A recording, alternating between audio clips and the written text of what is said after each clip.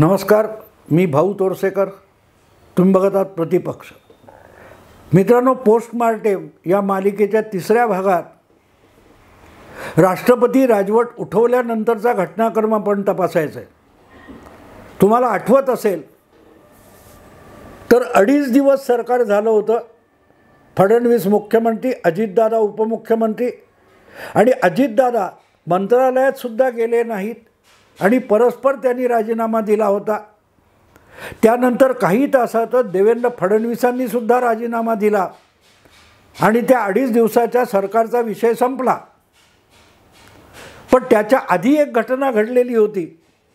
ती म्हणजे तो शपथविधी उरकल्यानंतर 7 दिवस का 15 दिवस राज्यपालांनी बहुमत सिद्ध करण्याची देवेंद्र फडणवीसांना मुदत दिलेली होती आणि त्याच्या विरुद्ध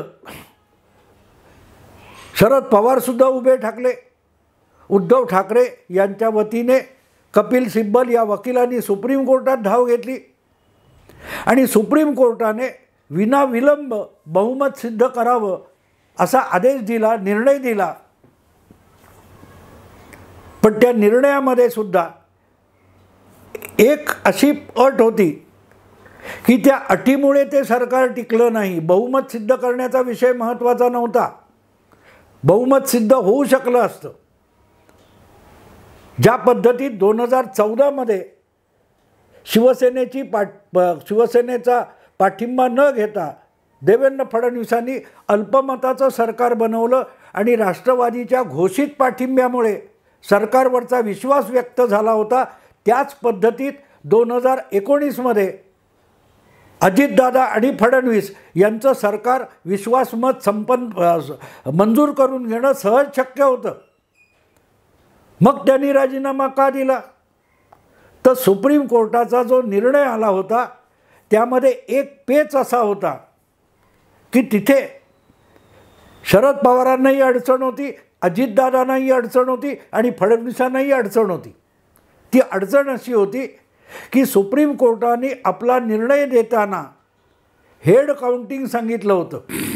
म्हणजे विधानसभेत विश्वास प्रस्तावाला समोर येणारे जे कोणी आमदार असतील त्या सगळ्यांनी उघडपणे दिसणारं मतदान करायचं. म्हणजे एक एक डोकं आमदाराचं मोजायचं आणि तिथे गल्लत झाली. उघडपणे शरद पवार भाजपबरोबर जायला तयार नव्हते. आवाजी मतदानाने बहुमत सिद्ध झालं असतं, जसं 2014 झालं. बहुमताला प्रस्ताव टाकला गेला नाही 2014 आणि मताची विभागणी शिवसेनेकडून मागण्यात आली.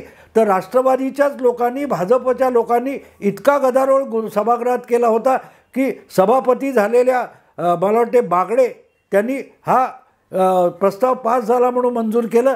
पण त्यालासुद्धा प्रकाश आंबेडकरांनी हायकोर्टात आव्हान दिलं होतं की फडणवीसांचं 2014 सरकार हे बहुमत सिद्ध झालेलं नाही, ते आवाजी मतदानाने झालं.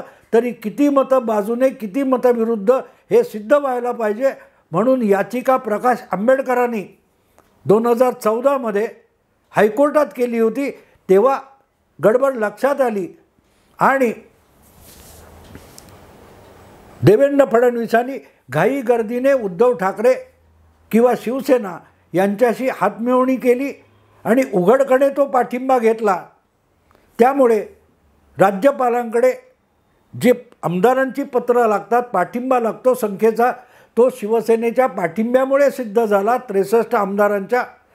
आणि राष्ट्रवादीच्या पाठिंब्याची फडणवीसांना 2014 नंतर गरज उरली नाही. पण तेव्हासुद्धा आवाजी मतदानाने देवेंद्र फडणवीसांवर विश्वास व्यक्त झालेला होता. तोच प्रकार फडणवीस, अजितदादा यांच्या सरकारच्या बाबतीत करता येईल हे गृहीत होतं.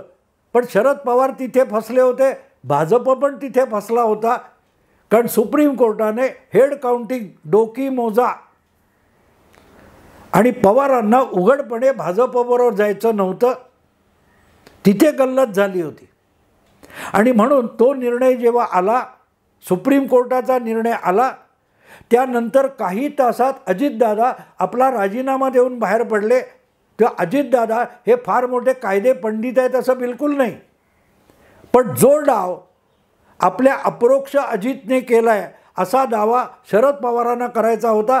त्यांनीच सल्ला दिला, अजित आता राजीनामा दे, आता काय सोय राहिली नाही. तेव्हा आपलं नाटक फसलेलं आहे आणि म्हणून अजितदादांनी राजीनामा दिला आणि हेड काउंटिंगमध्ये हे नाटक शक्य नाही हे लक्षात आल्यामुळे देवेंद्र फडणवीसांनी सुद्धा 2 तासात अजितदादांच्या पाठोपाठ राजीनामा दिला आणि 2.5 दिवसाचं सरकार संपलं. मुद्दा असा होता की जर सुप्रीम कोर्टाने डोकी मोजायचा आदेश दिला नसता तर ते सरकार 2.5 दिवसात आटोपलं असतं का? विचार करा, नसतं आटोपलं. आणि खुद्द अजितदादांनी सुद्धा सांगितलं सुप्रीम कोर्टाच्या निर्णयामुळे आता अवघड आहे म्हणून मी राजीनामा देतोय, एवढाच खुलासा केला.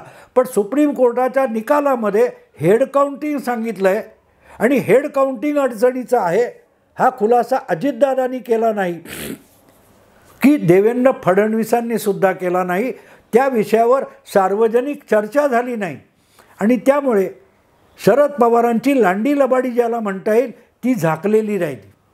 शरद पवारांनीच अजितदादांना भाजपच्या गोटात पाठवलं होतं, जो आता 10 वर्षानंतर 8 वर्षानंतर अजितदादा उघडपणे सांगतात, प्रफुल्ल पटेल सांगतात, वळसे पाटील सांगतात, छगन भुजबळ सांगतात. तेव्हा तो जो 2.5 दिवसाचा सरकारचा गणपती होता, ज्याला 2.5 दिवसाचा गणपती अशी हेटाळणी जयंत पाटलांनी केली, ते नाटक खुद्द शरद पवारांनी रंगवलेलं होतं. आणि शरद पवार कुठल्याही परिस्थितीत हे सरकार चालवायला मदत करतील असंच मोदी शहांना वाटलं आणि म्हणून राष्ट्रपती राजवट उठवण्यापर्यंत एक घटनात्मक पाऊल त्यांनी उचललं होतं. पण गडबड झाली. असो, मुद्दा असा असतो मित्रांनो की हे सगळं जे शरद पवारांनी केलं ती घोडचूक किंवा हिमालयन ब्लंडर असं मी का म्हणतो की तुम्ही राज्यातल्या उद्धव ठाकरेंना किंवा आणखीन कोण देवेंद्र फडणवीसांना किंवा गोपीनाथ मुंडेंना उल्लू बनवणं सोपं असतं, पण मोदी शहा हे कच्च्या गुरूचे चेले नाहीत. शरद पवार एक विसरले की नरेंद्र मोदी केशुभाई पटेल यांना राजकारणातून हसत खेळत अलगद बाजूला करतात, अगदी पेढा खायला घालून बाजूला करतात. तर शरद पवार किस खेत की मुली आहे. पंतप्रधान होण्यापूर्वी नरेंद्र मोदी हे गुजरातचे मुख्यमंत्री होते. 2001 मध्ये मुख्यमंत्री झाल्यापासून हळूहळू करत त्यांनी आपल्याला अडचण ठरू शकतील, आव्हान देऊ शकतील असे गुजरात भाजपमधले अनेक ज्येष्ठ नेते खड्यासारखे बाजूला केले, हसत खेळत बाजूला केले. नुसते भाजपमधलेच नाही तर विरोधी पक्ष काँग्रेसमध्ये असलेले सुद्धा एकापेक्षा एक दिग्गज नेते गुजरातमध्ये मोदींनी खड्यासारखे बाजूला करून टाकले. 2002ची निवडणूक जिंकली, 2007ची निवडणूक जिंकली. 2007च्या निवडणुकीत गुजरातमधला भाजपचा सगळ्यात मोठा चेहरा किंवा गुजरातमधल्या भाजपचे शरद पवार, शेतकरी आणि लोकमान्य नेते अशी जी ओळख होती केशुभाई पटेल, ते सुद्धा मोदींच्या विरोधात 2007च्या निवडणुकीत उतरलेले होते. त्यांना मानणारा भाजपमधल्या आमदारांचा एक गट ते झडापिया नावाच्या एका नेत्याच्या बरोबर बाहेर पडले होते आणि त्यांनी काँग्रेसबरोबर जागा वाटप केलं होतं. खुद्द केशुभाई जाणीवपूर्वक मोदींच्या विरोधात बोलत होते, वक्तव्य करत होते. तरीही मोदींनी 2007ची निवडणूक जिंकली आणि 2012ची निवडणूक येईपर्यंत केशुभाईंना एक वेगळा प्रादेशिक पक्ष काढून मोदींच्या विरोधात निवडणुकीच्या मैदानात उतरावं लागलं. आणि अशा निवडणुकीत मोदी केशूबाईंच्या विरोधात एक शब्द बोललेले नव्हते. गद्दार, पाठीत खंजीर खुपसणारा असे अनेक शिवीगाळ आरोप केशूबाई 2012च्या निवडणुकीत करत होते. पण तरीही मोदींनी चकार शब्द केशूबाईंच्या विरुद्ध उच्चारला नाही. किंबहुना भाजपच्या सगळ्या नेत्यांना वॉर्निंग दिली होती की केशूबाईंनी वाटेल ती वक्तव्य केली तरी केशूबाईच्या विरोधात किंवा अपमानास्पद असं एकही वक्तव्य करायचं नाही. आणि झालं काय, 2012ची निवडणूक संपली तेव्हा प्रचंड बहुमताने परत एकदा मोदी मुख्यमंत्री झाले. पण ती निवडणूक जिंकल्यानंतर, निकाल हाती आल्यानंतर नरेंद्र मोदी सगळ्यात पहिल्यांदा पाया पडायला कोणाच्या गेले तर केशूबाईच्या पाया पडले जाऊन. केशूबाईंचा जो प्रादेशिक पक्ष त्यांनी बनवला होता, गुजरात विकास पार्टी वगैरे काहीतरी, त्या पक्षाचा सुपडा साफ झाला. तरीही मोदी केशूबाईंच्या घरी गेले, त्यांच्या पाया पडलं आणि केशूबाईंना पहिला पेढा मोदींनी भरवला होता. तेव्हा आपल्यासारखा गुजरातचा दिग्गज नेता नरेंद्र मोदींनी कसा संपवला यापासून जर शरद पवारांनी धडा घेतला असता तर 2.5 दिवसाचं सरकार बनवायचं नाटक करून मोदी किंवा शहांचा रोष ओढवून घेतला नसता जो मोदींनी आपला शरद पवारांनी ओढवून घेतला. ही शरद पवारांची हिमालयन ब्लंडर मी म्हणतो, हिमालया एवढी चूक म्हणतो. त्याचं कारण ते आहे की 2.5 दिवसाचं सरकार बनवताना जो पोरखेळ अजितला तिकडे पाठवून शरद पवारांनी केला, त्यातून त्यांनी मोदी शहा यांना दुखावलं, त्यांचा रोष ओढवून घेतला. आणि मोदी शहा कुठलीही असली उधारी शिल्लक ठेवत नाहीत. 2014च्या निवडणुकीत जागा वाटपावरून उद्धव ठाकरे यांनी जे काय भाजपला अपमानित करण्याचा डाव खेळलेला होता त्याची उधारीसुद्धा शिल्लक न ठेवता 2014ची युती मोडून भाजपने स्वबळावर निवडणूक लढवली. याचं कारण उद्धव ठाकरे ज्या अरेरावीत 2014मध्ये वागत होते तेव्हा निवडणूक गमावण्याचं धाडस करून मोदी शहांनी महाराष्ट्रातल्या विधानसभा निवडणुका लढवल्या होत्या. तेव्हा हे वायफळ बोलत नाहीत, पण अपमानाची उधारी शिल्लक ठेवत नाहीत, दगाबाजीची उधारी शिल्लक ठेवत नाहीत. हा धडा शरद पवारांनी शिकायला हवा होता. तो शिकला असता तर मग 2019च्या विधानसभा निवडणुकीनंतर महाविकास आघाडी बनवण्याचा प्लॅन करायचा आणि इकडे भाजपबरोबर येतो असा गोलमाल दावा संसदेत जाऊन मोदी शहांबरोबर करायचा. ही म्हणून शरद पवारांची घोडचूक होती, मोठी घोडचूक होती. कारण विलंब होईल, उशीर होईल, वेळ जाईल, पण शरद पवारांना असा धडा शिकवायचा की आयुष्यात परत राजकारणामध्ये आपल्या पायावर उभं सुद्धा राहता येता कामा नये. असं राजकारण मोदी शहा खेळतात, आजपर्यंत खेळत आले. हे शरद पवारांनी विसरता कामा नये होतं. आणि त्यांनी जर विसरले नसते किंवा केशूबाईच्या राजकारणापासून धडा घेतला असता तर हे 2.5 दिवसाचं सरकार बनवण्याचा खेळ खंडोबा शरद पवारांनी केला नसता. आणि त्यामुळे मित्रांनो, हा जो खेळ खंडोबा शरद पवारांनी केला त्याच दिवशी नुसतं महाविकास आघाडी सरकार अस्तित्वात येणार तेही संपवायचं, पण शरद पवारांना सुद्धा महाराष्ट्राच्या राजकारणातून कायमचं नेस्तनाबूत करायचं याचा चंग मोदी शहांनी बांधला होता. ज्या दिवशी सुप्रीम कोर्टाचा निकाल आला,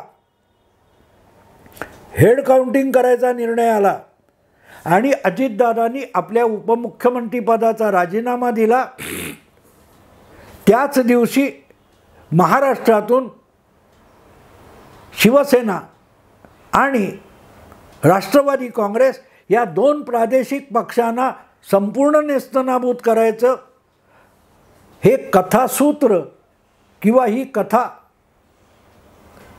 या कथेची एक कल्पना मोदी शहांनी आपल्या डायरीत लिहून ठेवली होती. नुसतं महाविकास आघाडी सरकार जे बनेल ते पाडायचं एवढ्यापुरतं ते मर्यादित नव्हतं. ज्यांनी आपल्याशी 2.5 दिवसाचं सरकार बनवण्याचा, राष्ट्रपती राजवट उठवण्याचा डाव खेळला आणि दगाबाजी केली, त्या शरद पवारांना आणि महायुती मोडून त्यांची साथ देणाऱ्या उद्धव ठाकरेंना राजकीय जीवनातून उद्ध्वस्त करायचं अशी खूणगाठ मोदी शहांनी ते 2.5 दिवसाचं सरकार ज्या दिवशी संपलं त्या दिवशी बांधलेली होती आणि त्याची तयारी पुढची 2.5 वर्ष चालू होती, ज्याचा परिणाम आपण 2022च्या जून महिन्यात बघितला, ज्याचा परिणाम आपण जुलै 2023मध्ये बघितला. 2022च्या जून महिन्यात शिवसेनेत दुफडी माजली. उद्धव ठाकरे यांच्या हाती त्यांचा पक्षसुद्धा राहिला नाही. जुलै 2023मध्ये शरद पवारांचा पक्ष फुटला. आज त्यांच्या हाती त्यांनी स्थापन केलेला आणि ते सर्वोच्च नेते असलेला पक्ष शरद पवारांच्या हाती राहिला नाही. पण हे सगळं करायचं हे मोदी शहांनी 2019च्या अखेरीस ज्या दिवशी 2.5 दिवसाचं सरकार कोसळलं त्याच दिवशी ठरवलेलं होतं. त्याची अंमलबजावणी, त्याचा कथाविस्तार, त्याची पटकथा ही पुढल्या काळात लिहिली गेली आणि एकदा पटकथा तयार झाली त्यानंतर त्यातल्या महत्त्वाच्या भूमिका बजावणारे अजितदादा, एकनाथ शिंदे यांना त्यामध्ये समाविष्ट करून घेण्यात आलं. त्याखेरीज या पटकथेमध्ये शरद पवारांची काय भूमिका आहे, उद्धव ठाकरे यांची काय भूमिका आहे, ही त्यांना कल्पना न देता देखील त्यांना त्या भूमिका पार पाडायला लावण्यात आल्या. पटकथा अशी बनवली की त्यामध्ये अजितदादा आणि एकनाथ शिंदे, देवेंद्र फडणवीस हे स्वेच्छेने सहभागी झाले होते. तर आपल्याला कल्पना नसतानासुद्धा शरद पवार, उद्धव ठाकरे यांच्यासारख्यांना बेसावट ठेवून त्या कथानकात ओढलं गेलं आणि मोदी शहांना पाहिजे तसं शरद पवार वागत गेले, तसं सुप्रियाताई वागत गेल्या, तसे अजितदादा वागत गेले, तसे उद्धव ठाकरे वागत गेले.